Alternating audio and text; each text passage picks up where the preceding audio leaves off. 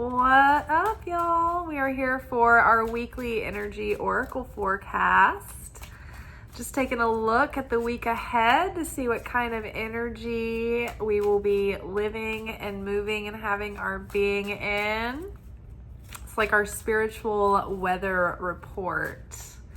So let's just take a look and see what we could be looking forward to. Ooh, okay, so this was the card that I got in my weekly reading myself today, starting off with the sacral chakra.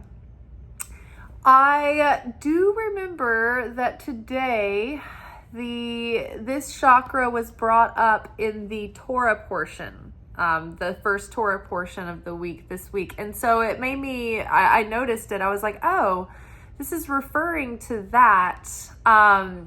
Hopefully it will come to me what the Torah portion was. It was so early this morning. It was like, this is the first thing I do in the morning before I have my coffee. So if I need to, I'll pause the video and look it up real quick, but that'll come out. In fact, I'm back. So it was that kindness and mercy, understanding and compassion literally unblock your blessings and release them. So it was referring to they unblock the limb of Yosod. Yosod is the dimension of consciousness that is located exactly where the sacral chakra is in accordance to the human body. This is associated with the astral realm, and Yosod also contains the astral realm. This is a dimension of being.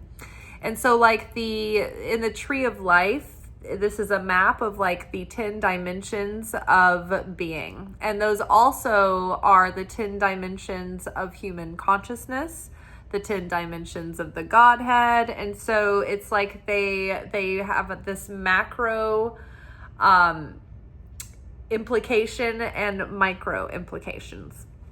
So the message of the first portion of the Torah for this week, or at least the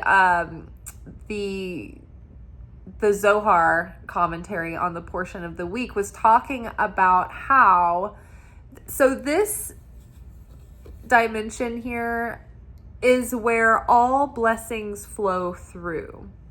When you look at this, here I'm going to pull out the Tree of Life map and we can compare. So, I don't want to rip it, it's so delicate now. Okay, so this is the Tree of Life, what we just talked about, the map of reality. This is also the map of the human soul and the map of the Godhead. Now, this down here, this is the first dimension and the 10th dimension in a way. The first dimension in relation to us and the birth of consciousness as we experience it. But in accordance to the Creator, this is the final dimension where the source light goes through all these filters and it basically starts to condense and crystallize into something tangible. So up here, it starts as this abstract purity that is the all that is. It's the endless light. And it's just contains everything, and it's super abstract. And as it goes down, this light through these dimensions, this light becomes more specified and condensed and physicalized until it comes into physical fruition here in Malchut, which is the material realm where we have our multiverse. The next dimension up from us, like the first dimension over in the non-physical, is Yosod here, which is also associated with the human reproductive system. Think of this as like the womb area. And the the final material realm here would be connected to our root chakra, which is at the base of the spine. It's like in the taint. Taint your ass, taint your balls either. If y'all don't know what that means. Okay, so we have the dimension of Yosod interconnected with the sacral chakra on the human body. Now, when we have children, they come from here and they go through this channel and they are birthed through almost like the root chakra. It's where we birth forth things into the material. So too, all of the creations of God, all of these sparks of light and the ideas, all of our manifestations, all the blessings that come through into this world, every soul that comes and goes through birth and death, they come through this portal here. This is the gateway of everything. So everything in the upper realms and the upper heavens here comes down and it is gathered here before it is brought down, like in the bubblegum machine, right? Into, boop, you got your bubblegum. So this is the final portal, and this is the passageway here. So when our blessings get blocked, it's like this passageway here is blocked and we can't receive it. It's not coming through into the physical. And so there are many things that can block this. One being holding shame here. This is where we hold all of our emotional baggage. And so this is also like we have to correct our tikkun, our soul correction, in certain circumstances before we can have certain things in our life, right? But ultimately, this is where everything passes through from being a blessing on the way to being a blessing received here in the material. So if there's a hold up there, one thing that will unblock the flow of blessings and will ensure that your blessings don't get blocked up is mercy, unconditional love, understanding, compassion. When we are the most like the light, we draw close to the light, and then we are in the flow of miracles and blessings. We're in the flow of cosmic harmony. And so we have protection from the Creator, like that wing of the Creator is holding us in against the Creator in protection. We're sheltered by that wing. When we lack mercy and compassion and understanding, and we don't show unconditional love, or we hold back an opportunity of sharing, we cut ourselves off from those blessings and we block the blessings here because we then break affinity with the light of the Creator. We're no longer sharing likeness of form with the Creator, and therefore we become dissonant. Also, I'm covered in poison ivy and ant bites. I know it's like alarming to see this. You're like, what is all over your arm? I know, it's like super itchy. To unblock the flow here, or if you have blessings that are blocked, you can look into your heart and your consciousness and search yourself. Am I not showing understanding or mercy or compassion somewhere? Now, when you're looking in the face of evil and you have to stand up to injustice, there is, you don't have to do it with like cruelty or getting like muckraking, going down in the, going low, when the Obamas would say they go low, we go high. But it doesn't mean that you turn your face away from the evils that are going on and just say, oh, I'm going to have endless mercy. That's not what we're saying. But when it is just, not in cases of extreme evil here, we are showing mercy, compassion, understanding. You can disagree with someone and still have unity, and you can disagree with someone and not have hatred, right? Or division. You can still hope the best for someone and hope that someone is able to turn it around, right? You don't have to wish the worst upon someone or have like a fervor of bitterness behind your dealings with them, so to speak. So the secret of this week, if we want to unlock our blessings and the flow of our productivity and fertility and abundance and all of those things, and creative I want to be prolifically creative, right? Like when you're like super creative and you're being really productive and you've got all this stuff coming out of you. It's always so fun when you can be on a roll, right? Have you ever sat down and worked on a project and you're just so excited about sitting there and doing it like weeks in a row? Probably not, because it's usually the first several sessions, you sit down to work on a project and it's all fresh and new and it's exciting. And then after that, you don't have that same, gusto, right? So what if you did though? What if you could plug in and have sustained fulfillment?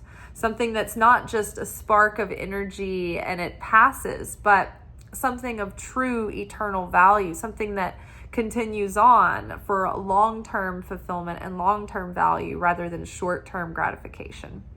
So cool. I feel like a creative surge, maybe even like some psychic clarity and a boost in our intuition. Ooh, breathe. Okay, so I feel like this is that the creator coming back and saying, okay, I've been telling you guys that you need to be doing some breathing exercises and sitting in like tantric breathing and meditation, because I feel like there's like a next level of like insight and downloads and energy that wants to come in. And I think it needs us to sit in that quiet and the stillness and the peace to make that space open for that light to enter.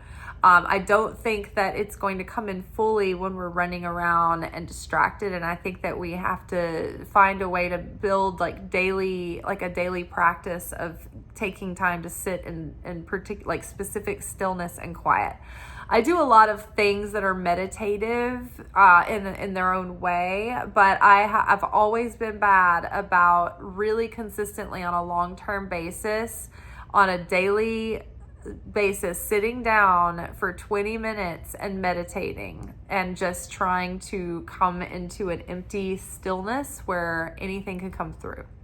So I am with you guys. I need to do this just as bad, if not worse than anyone. So answering that call. And I think that too, when we sit in that meditation, it opens us up to be able to channel so much creativity, so much inner guidance, so much goodness comes forth from the depths when we make a practice of sitting and stillness and breathing.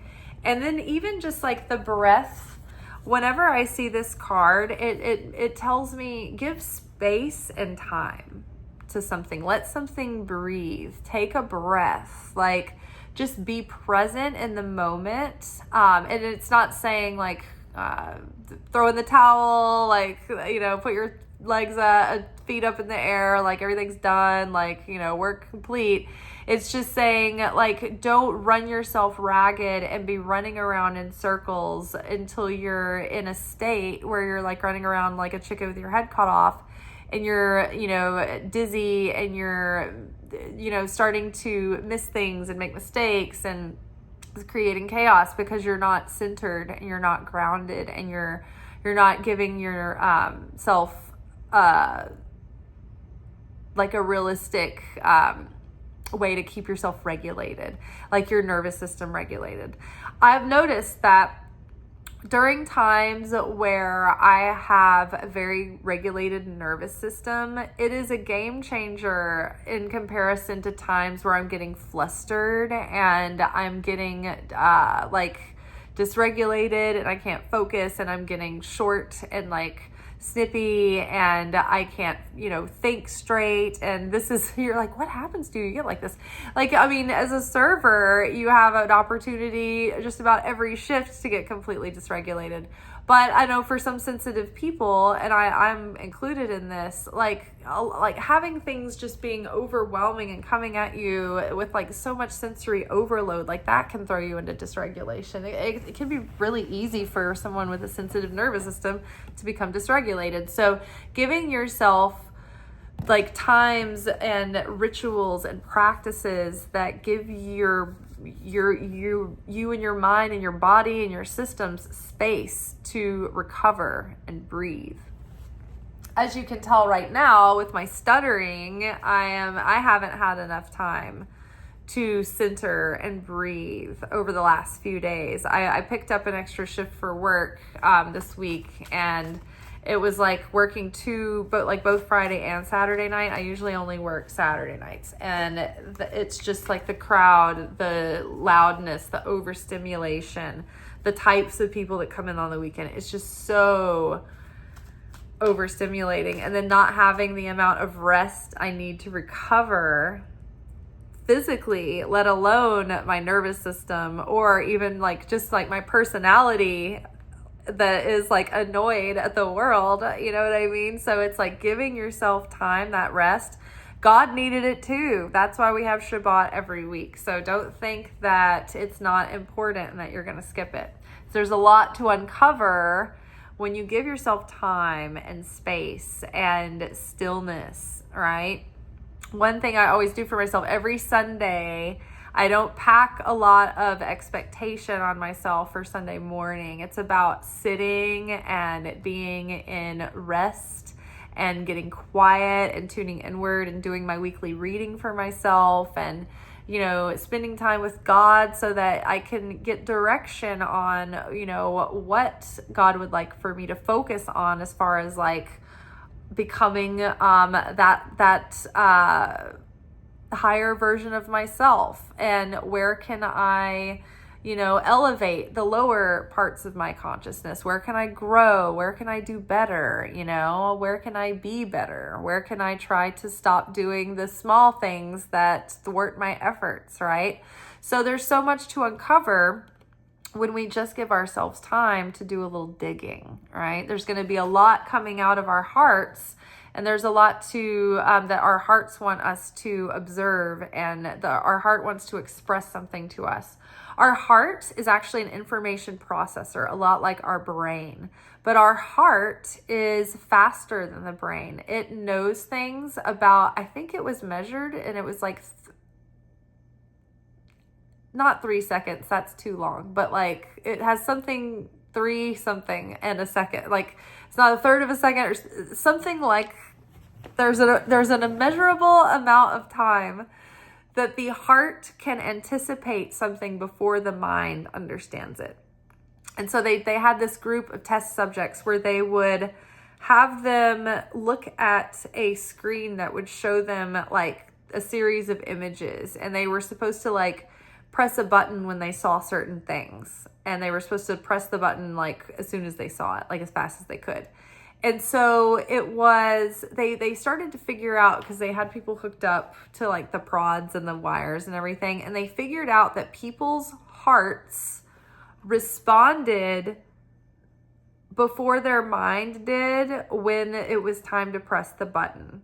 So the heart knew that the next image was going to be the button pressing image before the mind saw it, recognized it, and did it. So the heart is not only an information processor, but it is an intuitive information processor that has foresight and can sense things coming before the conscious mind can.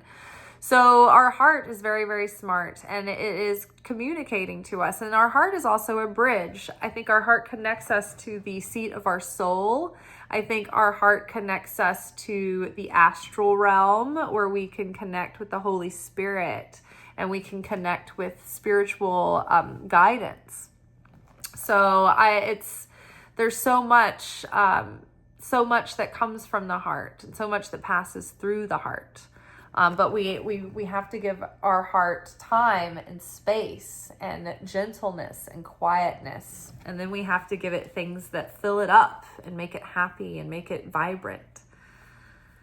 But when we do that, when we tend to our heart, see, like he's tending to the garden. And sometimes when you tend to the garden, if you want to plant things, you have to break through the hard ground, and you have to get under the roots and the rocks, and you have to soften the earth. And so through that comes all of this transformation and metamorphosis. And what do we have? Well, I love it. This week we're unleashing our blessings. We're finding it in our hearts to be unconditionally loving and merciful and understanding and compassionate and sharing. We are also giving ourselves that mercy and compassion. And maybe that means that we need to give ourselves time to rest and recuperate and breathe and listen for the Creator's quiet whispers that are coming through the heart. There's so much to uncover. And a perfect finish. We are really in the feminine energy this week, or at least God's directing us there, because we've got the Goddess card here. So it's all about practicing that restriction of stillness, not feeling like you have to do or make or create in order to be worth.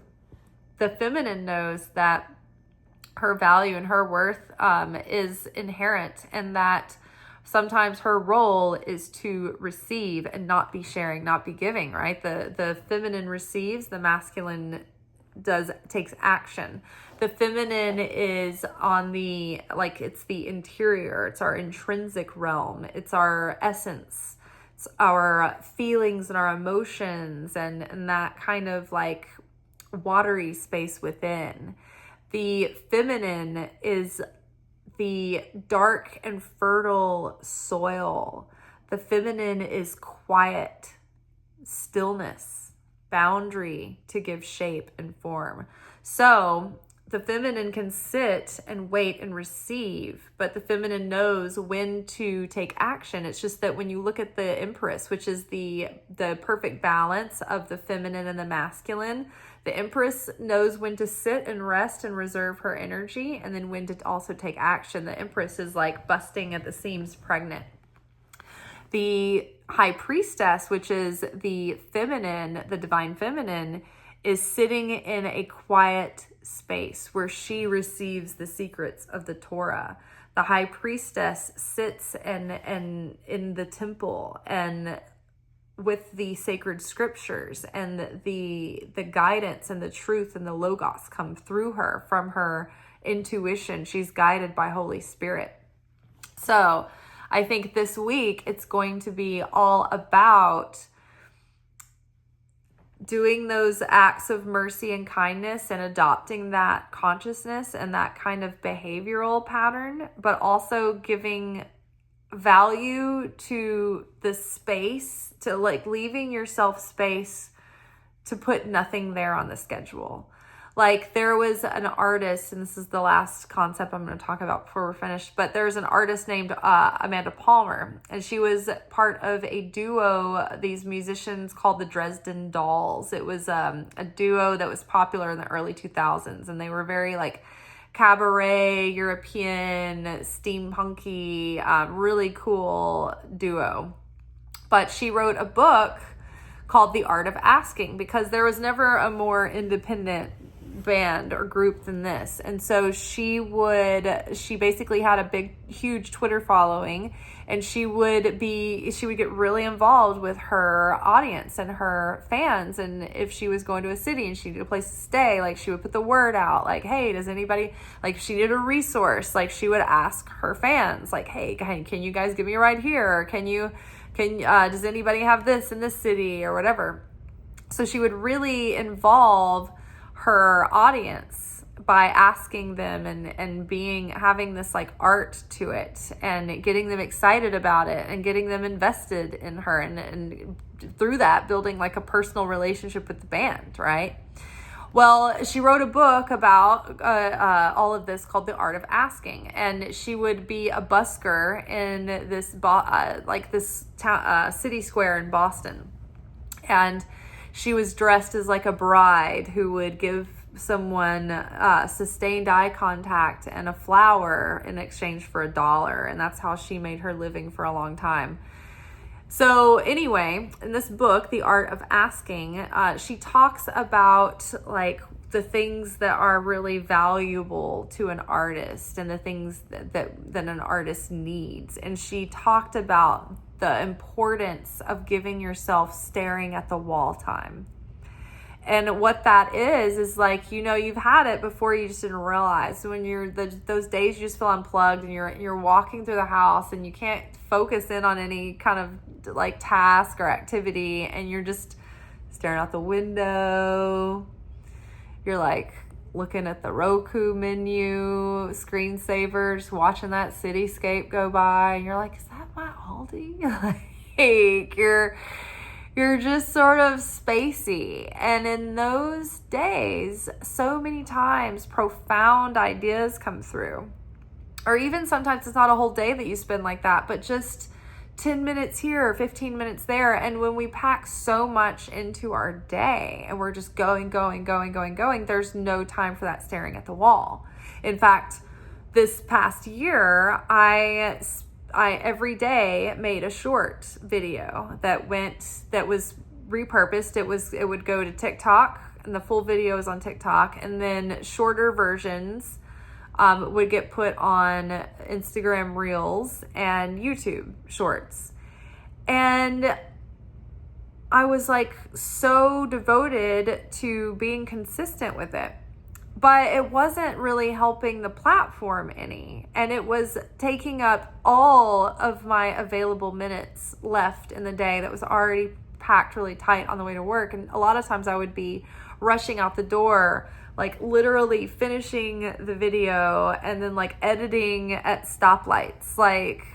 So it was just so crazy. And so I realized, okay, these videos, I'm not doing this strategically. I'm just doing them in hopes that it's gonna like make my channel viral, but that's not really that's not strategy. And so I was like, I need to use these for a reason, for a purpose, or else they're just taking up too much time. And so it's not enough just to be pumping out more content. It has to have value for both me and the audience, or else I'm just giving and draining myself, and I'm not having enough extra time to come up with new ideas or to give myself space to create new things. And so a few weeks ago, or a couple of months ago, or it's been recent, but I just decided that it was too much to keep up with and try to keep doing for now. And I pulled back on the reels, and I didn't have anything specific that I was going to do instead. It was just like, I just need that space. I need that breathing room in my day. And lo and behold, that's when I had this like little nagging feeling that I should start a separate channel for evergreen, searchable, spiritual topics that we could talk about specifically, that we do talk about in these videos. It's just that if you were going to search for that topic or try to go back and find the video where we talked about that, like you couldn't find it in the way that we talk about things here spontaneously. So I was like, I think that's also been the thing that's prevented this channel from growing, because from a algorithmic perspective, the robots just don't understand. They just don't get me, man. They don't understand exactly who to show these videos to. They're not sure what the core theme is. They're just not smart enough for us. So that's how I came up with the idea to do that secondary platform where it's more specific as far as like topics and video subjects, and it's going to be more concise, I think. So that gave me the idea. And so that was as a result of not pushing harder, but taking more space, allowing myself more time to breathe. And it wasn't because I had a specific thing that I was going to plug into the space instead. It was just out of compassion for myself and mercy. It's like I'm trying so hard to make this happen, but it's not giving me the results that I need, and I'm just throwing spaghetti at the wall here. So let's dial it back. And I think that because of that, it gave me something more in return. So there might be something like that for you right now. Are you spinning your wheels, trying to spread yourself thin when you can reevaluate all the things that you do? Is there something that's not quite working for you the way that you hoped or that you thought, and it's something that you're just still trying to just force yourself to do? Maybe those are things you can consider pruning in the hope that you're going to have new growth coming through. It's funny, I was pruning all my zinnias when I got all this poison ivy and bites all over my arm. How ironic. All right. We have sacral chakra, blessings flowing through. We're going to unblock those blessings with acts of kindness and sharing and consciousness of kindness and mercy and unconditional love. We're going to give ourselves breathing room and space to literally take breaths, to breathe at full capacity, to adopt a classic time-honored meditation practice that is not jogging and thinking and brainstorming. It's not walking. It's a sitting and breathing with our eyes closed, giving ourselves some darkness, right? We need to do that. We need to like turn everything off, be still, and listen. Something simple. You can have a mantra. It could be a guided meditation, but not like overly guided, like something that gives your mind simple space. All right. And then we're going to uncover a lot by doing that. Our heart has got a lot of stuff to share and talk to us about. But we need to give the heart space to do that. And it needs quiet because it's a very gentle whisper that comes from the heart.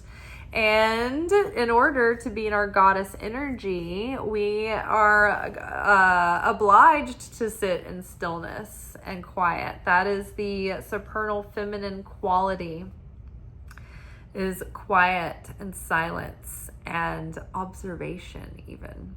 So it's how we receive that wisdom that comes from within, that comes up from the root of us. Because, if you're in that divine feminine energy, you don't even have to read wisdom and take it in. I mean, you want to, you do, but you don't have to look outside of yourself. It's all in our DNA. It's in our soul already. We can activate it and unlock it. More than likely we won't, because we're not super beings, but we have these moments where we do channel things and they do come forth, and our spirit is always whispering us the ultimate truths of the cosmos. It's just that, are we picking up on it? Are we listening? Are we giving ourselves time and quiet and space for those insights and those revelations to come through? Because that's what's really going to give us true transformation and change. In the end, it's going to help us to change.